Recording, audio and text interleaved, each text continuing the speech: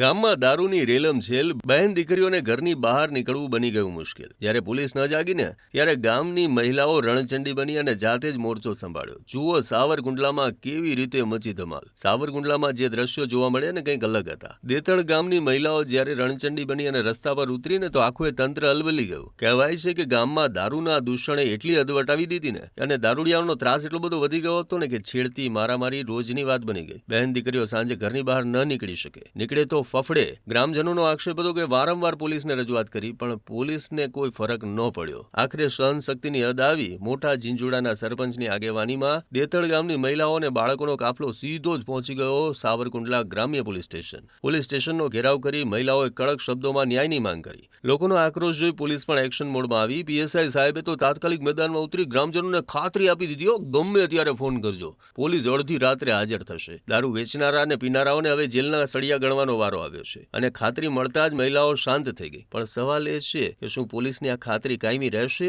કે થોડા દિવસમાં પાછા દારૂના અડ્ડા ફરી ધમધમતા થઈ જશે? અને પોલીસને શું આ દારૂના અડ્ડાઓ વિશે ખબર ન હતી? એ પણ અહીં એક મોટો સવાલ છે.